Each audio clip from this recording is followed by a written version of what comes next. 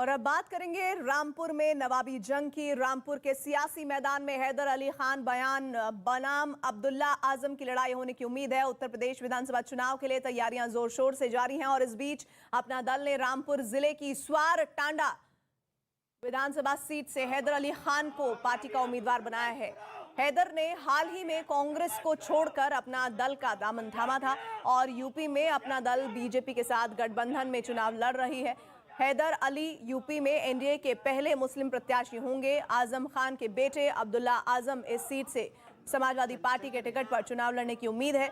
नवाब परिवार से संबंध रखने वाले रामपुर की पूर्व सांसद बेगम नूर बानो के पोते हैदर अली दूसरे उम्मीदवार हैं जो कांग्रेस प्रत्याशी घोषित होने के बाद टिकट ठुकरा कर किसी और पार्टी के उम्मीदवार बने हैं। अब रामपुर की स्वार टांडा सीट से हैदर अली चुनावी किस्मत आजमाएंगे या उनका मुकाबला आजम खान के बेटे से होने की उम्मीद है। चलते रहिए। सबसे पहली बात, आप स्वार टांडा से अब्दुल्ला आजम के खिलाफ लड़ेंगे, किस तरह की चुनौती आपके लिए रहेगी? देखिए, अब्दुल्ला आजम कोई हुआ है एक, क्या है अब्दुल्ला आजम? उन्होंने 17 में जो चुनाव जीता था तो सरकार और प्रशासन के दबाव में जीता था। उनके यहाँ एक सीओ था जो एसपी से ज़्यादा पावर रखता था।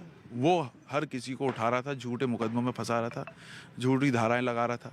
तो अब तो ऐसी कोई बात ही नहीं है। आप कोई चुनौती नहीं मानते, लेकिन आपके बारे में ये कहा जा रहा है कि आप पहले एनडीए के मुस्लिम प्रत्याशी हैं। क्या संकेत और संदेश देने की कोशिश की है एनडीए ने?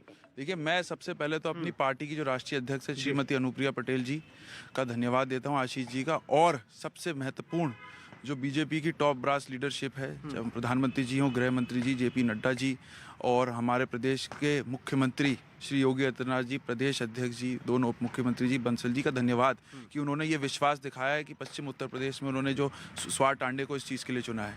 और जो उन्होंने विश्वास दिखाया, पब्लिक में भी वही उत्साह है। मैं आपको बताऊँ तो संदेश जो आप जो संदेश की देना चाह रहे हैं, जो ऑपोजिशन उंगलियां उठाता था, अब ऑपोजिशन के पास कुछ नहीं है बोलने के लिए। लेकिन ये बताइए कि आपके हृदय परिवर्तन क्यों हुआ? आपको कांग्रेस ने प्रत्याशी घोषित किया था, आप अब अनुप्रिया पटेल की पार्टी से उम्मीदवार बनाए गए, ये क्यों हुआ? कैंडिडेट आपके पिताजी भी कांग्रेस में है, आप क्यों अपना दल आपने चुना? देखिए, मैंने सबसे पहले ये मेरी नीति, मेरी सोच है, मैं बताऊं, वो मेरे पिता हैं और पिता हमेशा रहेंगे।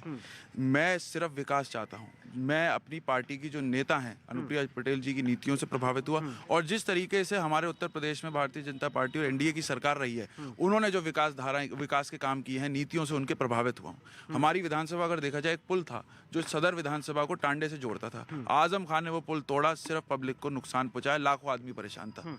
आज वो पुल बनने जा रहा है, इस सरकार की देन है। चाहे बाढ़ आई या कोरोना आया, हर किसी को घर बैठे बैठे राशन मिला। मैं नीतियों से प्रभावित, विकास की ओर से प्रभावित है। लेकिन पिताजी कांग्रेस में है, आप एनडीए में है, जो एक दूसरे की धुर विरोधी हैं। तो क्या परिवार में किस तरह से बिल्कुल एकदम क्या रहेगा? ऐसा है, मुलायम सिंह जी की बहू ने भारतीय जनता पार्टी ज्वाइन करी। नेताजी समाजवादी पार्टी के संस्थापक हैं, उन्होंने आशीर्वाद भी दिया है। तो देखिए, अब जब वो कर सकते हैं, मेरे पिता तो उनकी अपनी अलग सोच है। मैं वही तो आपसे कह रहा हूँ। देखिए, वो पिता हैं, वो बड़े हैं, हमारे रहेंगे। नेताजी उनके ससुर हैं, ससुर हमेशा रहेंगे। आशीर्वाद बड़ों का हमेशा रहता है। लेकिन ये हमारे अपनी नीति फैसले होते हैं। मैंने अपने जनता के हित में जो बेहतर समझा मैंने किया। ठीक है हैदर, आप उस रामपुर से आते हैं। रामपुर में एक बड़ा नाम निश्चित तौर पर आजम खान है, इस वक्त जेल में है। अब्दुल्ला आजम जेल से अभी छूटे हैं। तो क्या आपको लगता है कि कहीं फंस सकता है? एक सिंपैथी की, जो सहानुभूति की लहर जिसे कहते हैं, वो आजम खान के फेवर में जा रही है। आपको क्या उम्मीद है स्वार टांडा से आप अपना दल से प्रत्याशी? देखिए, पहली बात तो सहानुभूति किसी में नहीं है। मैं आपको बताऊं, आजम खान ने सपा सरकार में लोगों को घर से बेघर किया है, लोगों के घर तोड़े हैं, लोगों का रोजगार छीना है। और आज की डेट में अगर उनके बेटे रो रहे हैं तो वो सिर्फ यूँ रो रहे हैं क्योंकि उनके ये एक ड्रामा है। आजम खान भी नौटंकी ड्रामा करते थे, रोने धोने का। पब्लिक हर चीज समझ रही है। पब्लिक की कोई जनहित की लड़ाई में तो नहीं गए हैं। अपनी जेबें भरी हैं, करोड़ों की संपत्ति इकट्ठा करी है, अवैध तरीके से लोगों की जमीनों पे कब्जा किया है, गुंडाई करी है, बदमाशी करी है, उसमें जेल गए। कोई आजादी की लड़ाई लड़के थोड़ी ना जेल गए। ये बताइए कि आपको अपना दल ने टिकट दिया, लेकिन बीजेपी की अभी तक लिस्ट में। और आजम खान के बेटे अब्दुल्ला आजम ने न्यूज़ 18 से खास बातचीत की। हालांकि उन्हें अभी टिकट नहीं मिला है, लेकिन उनका कहना है कि वो पार्टी का हर आदेश मानेंगे। अब्दुल्ला, सबसे पहला सवाल, एक बहुत बड़ी तब्दीली इन 5 सालों में आई है। आप खुद चुनावी मैदान में उतरने वाले हैं। स्वार टांडा से आप उम्मीदवारी दावेदारी कर रहे हैं। सबसे पहले कि अब जब आप आए हैं, सबको पता है कि आप जेल से आए हैं, आजम साहब भी जेल में हैं, किस तरह से ये चुनाव बदला हुआ है? देखिए, अभी तक जहाँ तक आपने उम्मीदवारी की बात करी, अभी तक पार्टी से कोई भी ऑफिशियल अनाउंसमेंट नहीं हुआ है। जब तक उस पर नहीं हो जाता मैं उस पर कुछ नहीं कह सकता, लेकिन हाँ, जो भी पार्टी का आदेश होगा वो किया जाएगा। और जहाँ तक बात रही कि पब्लिक का क्या वो है, लोग बदलाव चाहते हैं, लोग रोजगार चाहते हैं, किसान बदलाव चाहता है कि एक ऐसी सरकार आए जो उसकी मेहनत की, उसकी लागत की कीमत दे, बेगुनाह किसानों पर गाड़ी ना चढ़ाए, बेगुनाह किसानों को साल भर तक दिल्ली की सरहदों पर न सोना पड़े। तो ये चुनाव मेरे ख्याल से किसी भी सियासी पार्टी से ज़्यादा लोगों का सरकार के खिलाफ चुनाव होगा। अब्दुल्ला, हम जब आपसे बात कर रहे हैं तो अभी आप खुद 15 तारीख को जेल से आए हैं, वो उस पर बात करना भी ज़रूरी है। आपके खिलाफ भी मुकदमे थे आपके बर्थ सर्टिफिकेट को लेकर, उस पर मैं जानना चाहूँगा कि अब आगे जब आप उम्मीदवारी नामांकन करेंगे, अगर टिकट होता है, तो पूरे जो कागजात हैं वो दुरुस्त हैं, और क्या वो आप लगातार कहते रहे कि वो पूरा मुकदमा फर्जी था?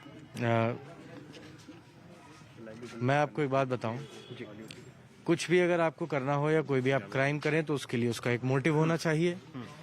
मैंने तमाम जितनी भी मीडिया ने इंटरव्यू लिए उसमें एक बात कही कि जो मेरे वालिद का सियासी कद है, क्या उसमें ये मुमकिन है कि मुझे अगर 17 में टिकट मिलता और 22 में टिकट ना मिलता, और ना मैं किसी ऐसे परिवार से हूँ जिसने कभी ना तो विधायकी देखी हो ना सांसदी देखी हो, पढ़ा लिखा हूँ और ये जानता हूँ कि बहुतों की नज़र मेरे ऊपर है, तो मैं सिर्फ विधायक होने के लिए या सांसद होने के लिए तो फोर्जरी करता नहीं।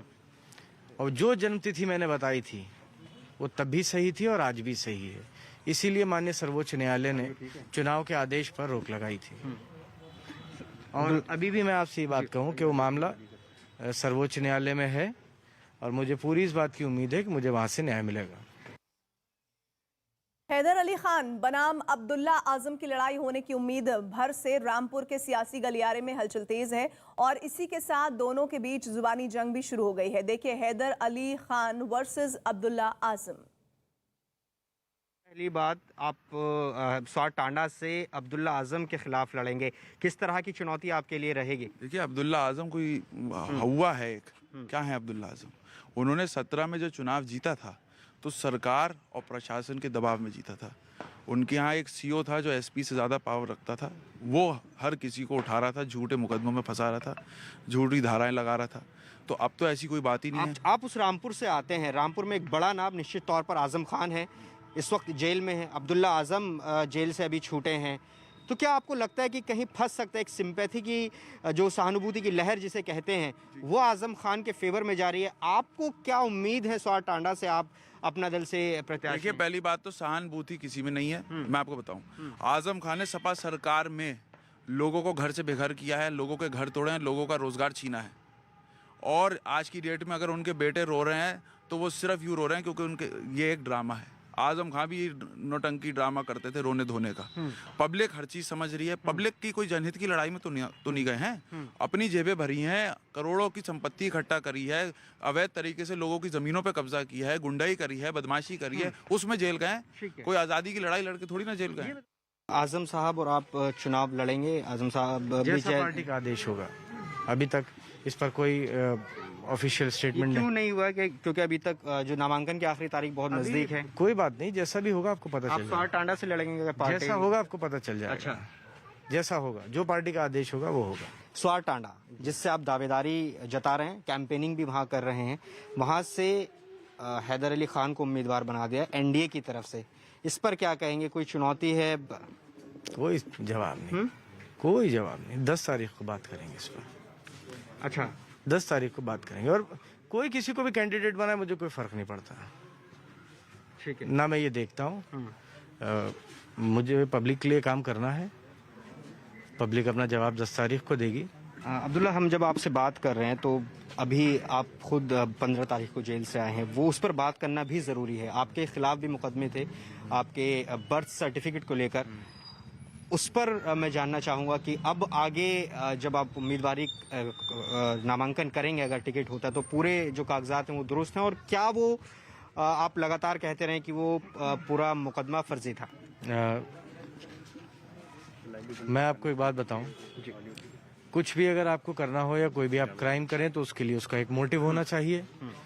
मैंने तमाम जितनी भी मीडिया ने इंटरव्यू लिए उसमें एक बात कही कि जो मेरे वालिद का सियासी कद है, क्या उसमें ये मुमकिन है कि मुझे अगर 17 में टिकट मिलता और 22 में टिकट ना मिलता, और ना मैं किसी ऐसे परिवार से हूँ जिसने कभी ना तो विधायकी देखी हो ना सांसदी देखी हो, पढ़ा लिखा हूँ और ये जानता हूँ कि बहुतों की नज़र मेरे ऊपर है, तो मैं सिर्फ विधायक होने के लिए या सांसद होने के लिए तो फोर्जरी करता नहीं।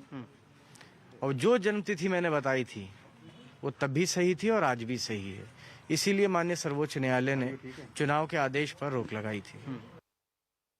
और इस बीच एक बड़ी खबर, कैप्टन अमरिंदर सिंह ने कांग्रेस नेता नवजोत सिंह सिद्धू पर बड़ा हमला किया है। उन्होंने आरोप लगाया है कि नवजोत सिंह सिद्धू को मंत्री बनाने के लिए पाकिस्तान से लॉबिंग हुई थी और इसके लिए पाकिस्तान की ओर से फोन आया था और कहा गया था कि वो मेरे पुराने मित्र हैं, उनको कैबिनेट में ले लीजिए, और कहा कि फोन पाकिस्तान के प्रधानमंत्री के कहने पर आया था। इस वक्त की बड़ी खबर, जहां एक तरफ बीजेपी ने, एनडीए ने पंजाब में सीटों को लेकर बंटवारा किया है, वहीं दूसरी तरफ कैप्टन अमरिंदर ने बड़ा हमला किया है। नवजोत सिंह सिद्धू को मंत्री बनाए जाने को लेकर पाकिस्तान से लॉबिंग की बात कही है। पाकिस्तान से मैसेज ये आया मुझे कि the prime minister has sent a request कि if you can take Sidhu into your cabinet I will be grateful, he is an old friend of mine, और अगर वो काम नहीं करेगा तो उसको निकाल देना। That was what the message which came. I said so to Mr. Sidhu. What are you going around hugging around these people who are killing our people every day? Every day. There's not a day that passes that our boys are not shot.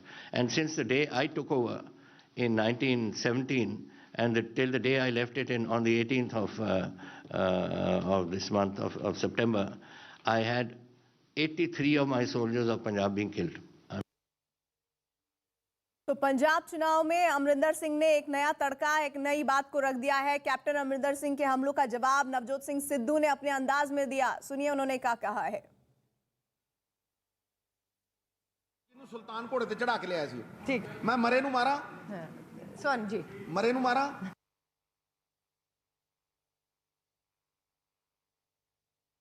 आपको इमरान खान का दोस्त, आपको इमरान खान का दोस्त बताया जाता है। अगर मैं किसी के साथ 20 साल क्रिकेट खेला हूं, ठीक है, मैं किसी के साथ विराट कोहली, अगर वसीम अकरम, मैं वसीम अकरम के साथ कम से कम नहीं 6 से 7 साल कमेंट्री करता रहा, तो क्या मैं पीट करके खड़ा हो जाऊं उसको? अमित पांडे हमारे साथ, हमारे सहयोगी जुड़ रहे हैं। अमित, कैप्टन अमरिंदर ये किस सवाल के जवाब में बात कह रहे थे, और जिस तरह से नवजोत सिंह सिद्धू ने रिएक्ट किया उस पर मैं आगे आपसे बात करती हूँ। देखिए, कैप्टन अमरिंदर सिंह से जब सवाल ये पूछा गया कि आपने आरोप लगाए थे कि पाकिस्तान के एजेंट के रूप में सिद्धू काम कर रहे थे, तो पाकिस्तानी हुक्मरानों से के कहने पर ही उनको की ओर से कहा गया था कि इनको कैबिनेट में ले लिया जाए, तो इस पर इन्होंने जवाब दिया। लेकिन सबसे ज़रूरी चीज़ है किस मन से उन्होंने जवाब दिया, तो आज बीजेपी के मन से उन्होंने यह पूरी की पूरी बातें बोली जब एनडीए के गठबंधन का पूरा स्वरूप पूर्ण रूप ले रहा था। तो एक तरीके का करारा हमला है, सिद्धू के ऊपर गंभीर आरोप है। बेशक सिद्धू ने इसके ऊपर जवाबी अपना जवाब दिया है कैप्टन को निशाने में लेते हुए, लेकिन पाकिस्तान की जो एंट्री हो चुकी है, इससे पहले यूपी के चुनाव में हम देख रहे थे, अब पंजाब के भी चुनाव में पूर्व मुख्यमंत्री इस तरीके की बातें कह रहे हैं। अब ये देखना होगा कि किस तरीके से कांग्रेस पार्टी और सिद्धू इन आरोपों का जवाब देगी, और वो भी तब जब सीटों का बंटवारा हो रहा है और उसका ऐलान एनडीए के मन से किया जा रहा है। वहीं जो सिद्धू ने जवाब दिया है कि मैं मरे नू मारा, मतलब कि जो पहले से खत्म हो चुके हैं उनके ऊपर मैं क्या बयान रखूं, ये उनका जो लहजा था ये क्या संकेत देता है? और देखिए साफ संकेत देता है कि जो कैप्टन उनके जो विरोधी रहे हैं, शुरू से ही विरोधी रहे हैं कैप्टन, तो उनके ऊपर उनको और कमजोर दिखाने की ये कोशिश करना है कि वो पहले से ही पार्टी से बेदखल हो चुके हैं, मुख्यमंत्री भी नहीं है और तमाम जो आरोप है उस वजह से वो मुख्यमंत्री नहीं है। तो जब पहले वो नीचे, तो अब उस पर मैं क्या हमला बोलूं, क्या बोलूं, तो इस फिलहाल इन आरोपों पर बोलते हुए या प्रतिक्रिया देते हुए वे बसते नजर आ रहे हैं। लेकिन इतना अमित, मैं आपको रोक रही हूँ। कैप्टन अमरिंदर का वो बयान सुनिए जिसमें उन्होंने नवजोत सिंह सिद्धू को टारगेट पर लिया है और पाकिस्तान के इन्वॉल्वमेंट की बात कही है। पाकिस्तान से मैसेज ये आया मुझे कि the prime minister has sent a request कि if you can take Sidhu into your cabinet I will be grateful, he is an old friend of mine, और अगर वो काम नहीं करेगा तो उसको निकाल देना। That was what the message which came.